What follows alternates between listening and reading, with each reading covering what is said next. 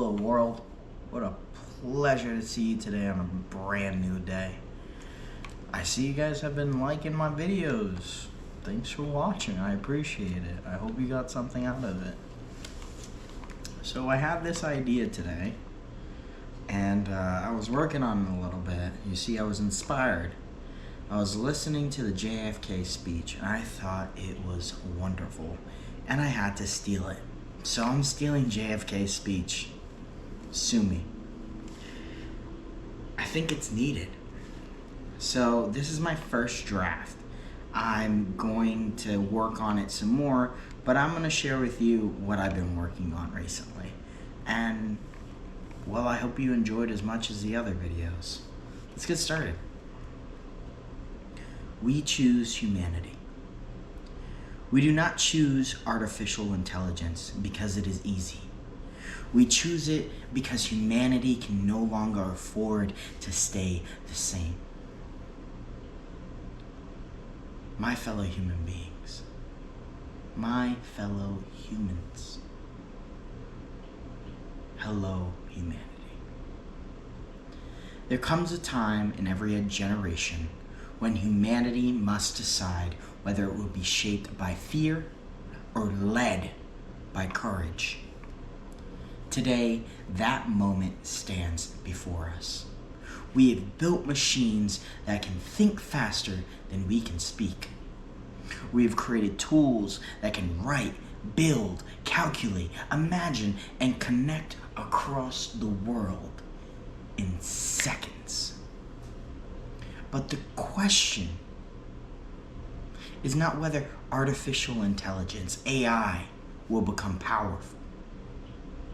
The question is whether we will become wise enough to use it. We choose to advance humanity to the next level, not because it is easy, but because it is hard. Because that goal will organize the best of our energy, the best of our intelligence, the best of our compassion, and the best of our courage. We choose to use AI not to replace the human soul, but to protect it. Not to numb the world, but to awaken it. Not to make the rich more comfortable, but to make the wounded feel less alone. Not to distract children, but to defend them.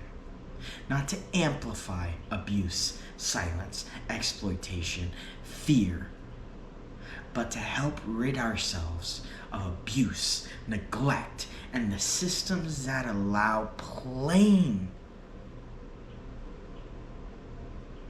hatred, fear, and pain to hide in plain sight. For too long, humanity has had the knowledge to do better, but not always the will. We have had the science, we have had the stories, we have had the warnings, we have heard the cries, and now we have tools powerful enough to help us see what was hidden, reach those who are isolated, teach those who are forgotten, and heal those that were past.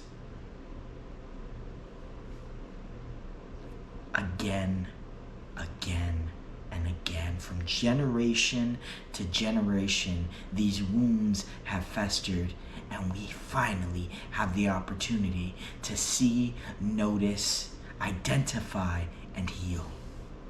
But tools do not create justice, people do. AI will not save humanity unless humanity decides what is worth saving.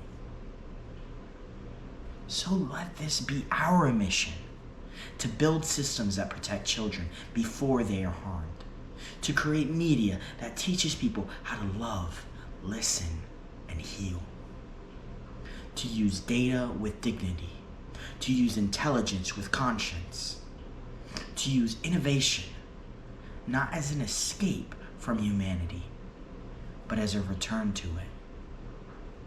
Some will say this is too ambitious. Some will say the world is just too divided. Some will say abuse has always existed. Suffering has always existed. And therefore, it always will. But history has never been changed by those who worship what has always been. History is changed by those who dare to ask, what if pain does not have to continue? What if the next generation does not have to inherit our silence? What if technology could become a bridge instead of a weapon?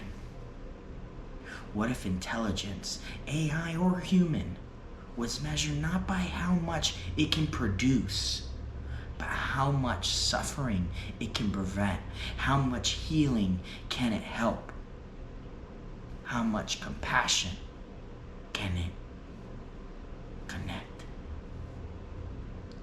This is the hard work, the work of healing, the work of responsibility, the work of choosing love when fear is far easier. The work of building a future where every child is safe, every survivor is believed, every family has the tools to grow, and every community becomes a place where pain is met with support instead of shame. We choose this work. We choose it in this decade, at this time. We choose it not because the path is clear, but because the need is undeniable. Not because we know every answer, but because we refuse to abandon the question. Not because AI is our destination, but because humanity is. And if we are bold enough, if we are humble enough, if we are loving enough, then one day, it could be today, our children will look back at this moment and say, this was when humanity stopped asking what technology could do and started asking who it could protect. This was when we stopped building only for profit and started building for purpose. This is when we chose the hard thing. This is when love changed the future. So today, right now, let us begin. I hope you like it. I still got some more work on to do it. But yeah, that's what I got so far. Tell me what you think. I'll go ahead and make a short of this, and we'll get some more opinions. And yeah, be looking out. We're gonna make a short soon.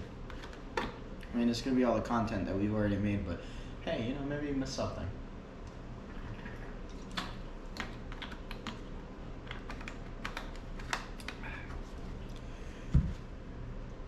I'm not promoting anything. That was not promotion. I just really like coconut water and I'm thirsty. Been in the sun a lot. All right, we got 15:02 on the timer. There are no other announcements that I believe to be made, so let's just get started.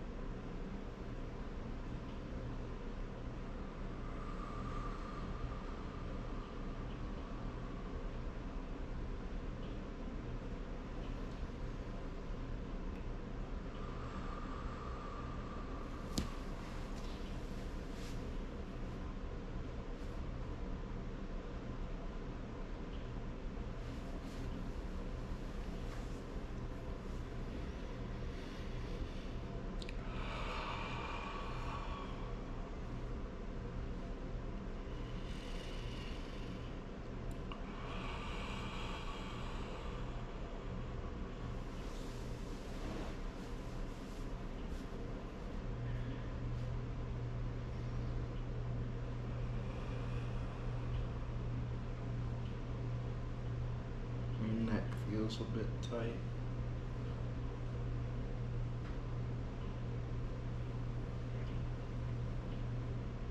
Just a bit.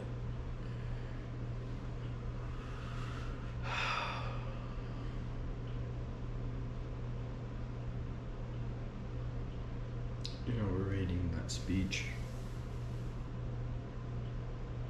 I don't know why I burp so much when I do this. I think this is all the air intake, I guess.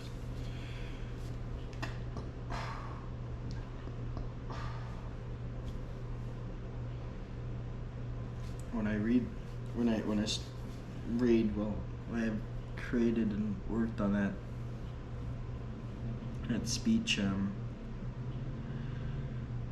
There were definitely a couple times where I messed up. I just improv it a little bit. I wonder if you noticed.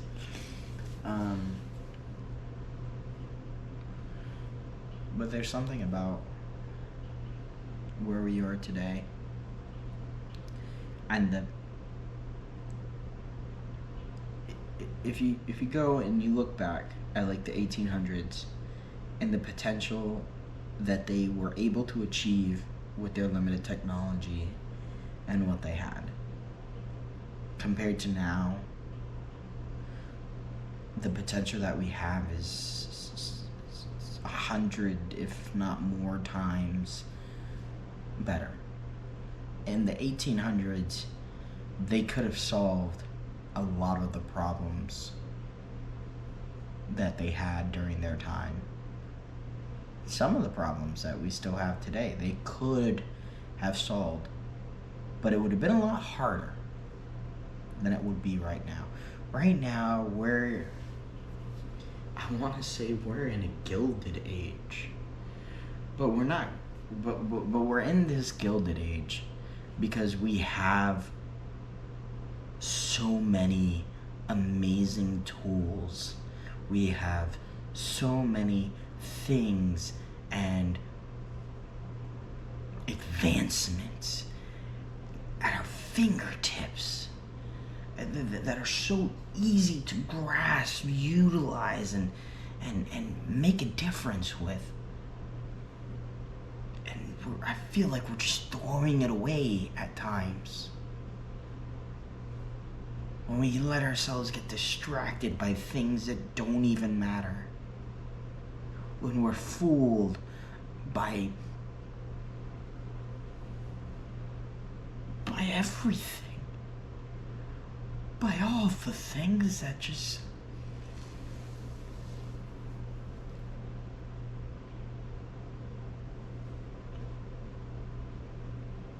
I'm about to cry.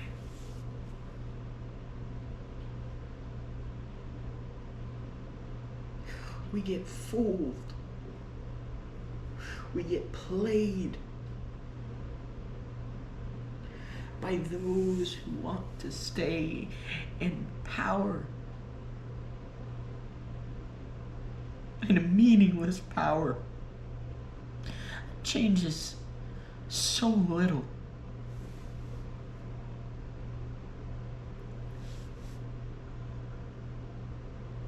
A power that will be dust in decades or centuries. And instead of utilizing that power to create a legacy that will last millennia,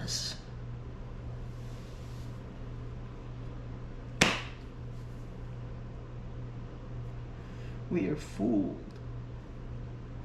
We are manipulated. We are used. I'm used. I've been used. Not in just the way I talk about with my past, but I've been used for somebody else's gain. For somebody else's achievements. For what? For what? For a nicer house, a nicer car? Access to people who don't even care about them?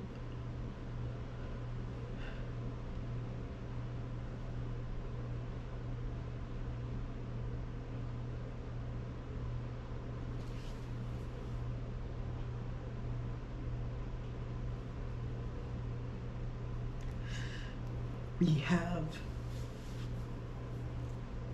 the power to do great things. We have the power to end homelessness, really end it, not just give somebody a 6x3 room with a computer in it, a gym locker, a closet. We have the capabilities. We have the technology. We have the will. We have the people. We have it all to create a utopia. To create a life where everybody can live the life that they want to live. Not a material life, not a life with glamorous cars and private airplanes, this hogwash of society. Because I say hogwash, not because some people utilize it. No, it's not because people utilize it, because they utilize it. People utilize it for good reasons, to go do things, to meet timetables. It's the ones who throw their money away.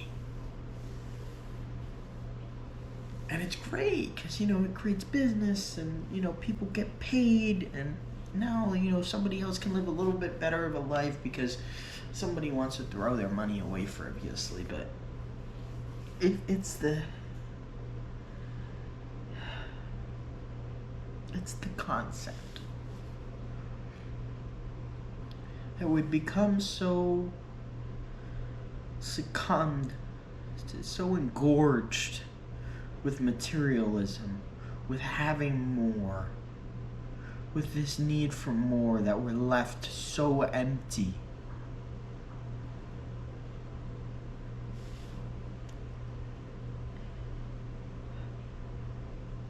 When I say basic standard of living, what I mean is having food to eat every day that will supply you a good life, right? That will supply you a life where you meet your nutritional needs, you meet your clean water needs, that it's available to you, that you can reach it, that you have a space that you can call your own, that isn't a closet, okay? There's people with that are living in rooms that are smaller than some walk-in closets. What kind of sense does that make as a humanity?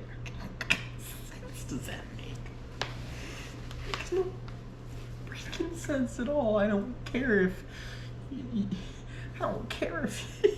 you literally have an IQ of 2. You deserve food, you deserve water, you deserve a place to live, because I don't know what greatness may be inside of you. What compassion you may bring, what honesty you may bring, what kind of different frame of thinking you may bring.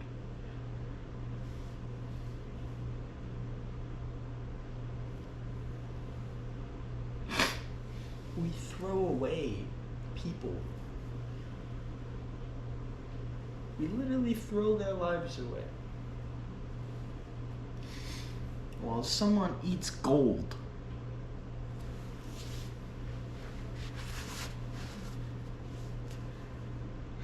Our potential, and I keep on straying from my topic, our potential as a humanity, as a utopian society, is closer than it's ever been. We have the technology to translate languages almost instantly. So that takes away the language barrier. Our cultures are so intermingled that every person with a phone has the access to understand our cultural differences. And we're so globalized through this social media economy that it's hard not to know about other people's culture. So culture diversity is becoming smaller and smaller. Another barrier taken away. We don't need transportation to communicate. Another barrier taken away. That which we do not understand, we have the technological capabilities to understand it, to get told the same thing in 35 different ways until we understand it. So it takes away misunderstandings.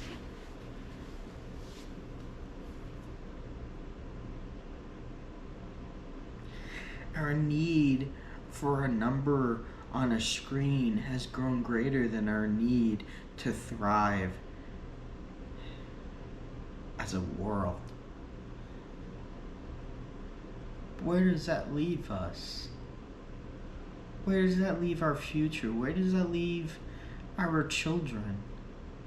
When we care more about a number on a screen than what our future is going to be, what kind of sense does that make?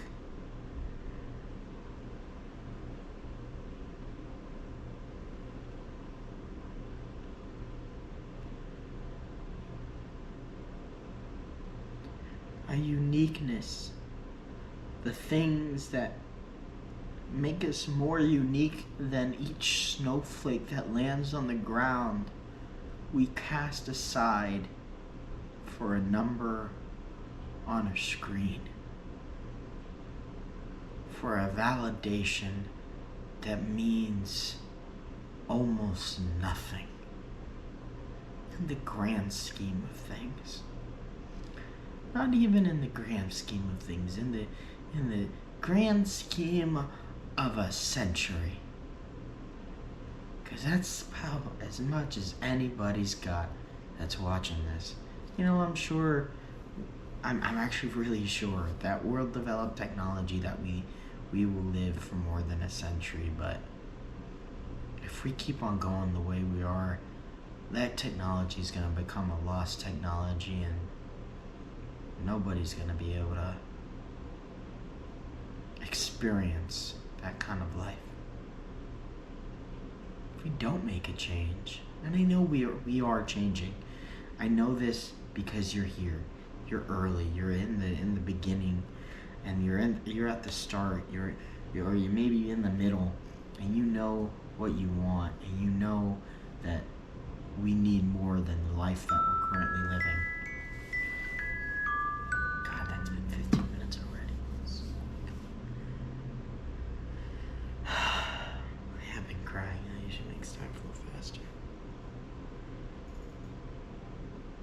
My point is, we live in such a time that if we wanted to, next year we could live in a utopia. Next year we could live in cities that every person is housed, has access to clean food and water. They can provide who they are to society. Children can grow up without fear of molestation and abuse. Parents can feel safe letting their children play in a park. Children can have childhoods again.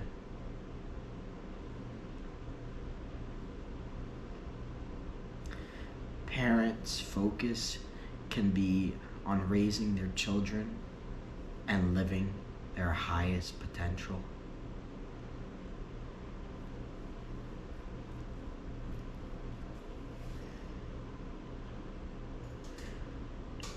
We could have systems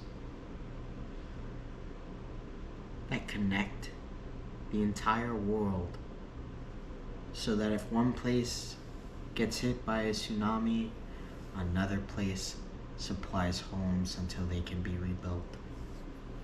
One place their forests are burned down, another sends seeds and saplings to restore what they lost.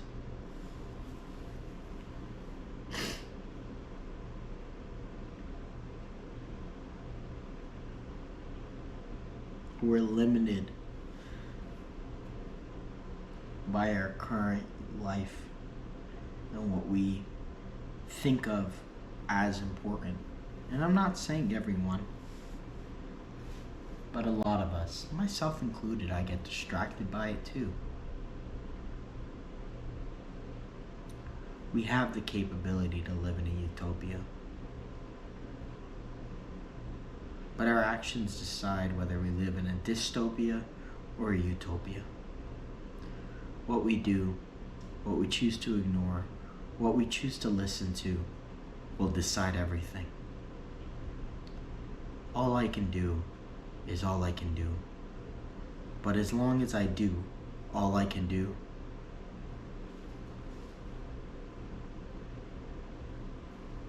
then it's good enough. And this is all I can do. This is the best I've got. I'll come on. I'll record myself. I'll listen to my own voice. Which, as you know, there's a part of our brain that does not like listening to our own voice. And I'll do it. For you. For your children. For your children's children. And hopefully, if I do it fast enough, I'll be able to do it for my children.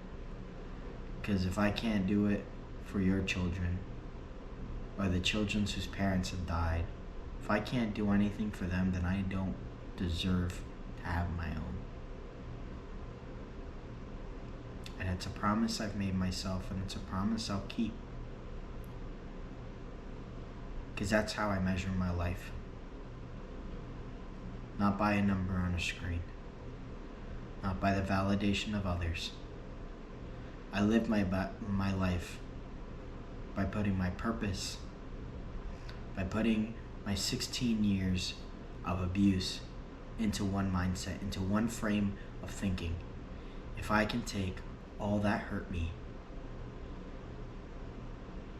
and use it as the kindling to make a fire that protects others, then my life, my pain, my sorrows, my tears, my blood would have been worth it.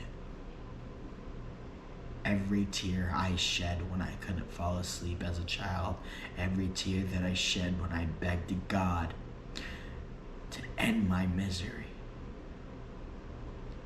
every single one would have been worth it if I could just create the system that protected one child from going through what I had to, what you had to. And that's how I end today's day. Because congratulations, a new day has begun, and a new choice has just came your way, and it's time to choose. I'll let you think about it. Never forget that love changes. Love changes me, and if you let it, love will change you. And love will change the whole world. I'll catch you next time. If love decides, I earned another day.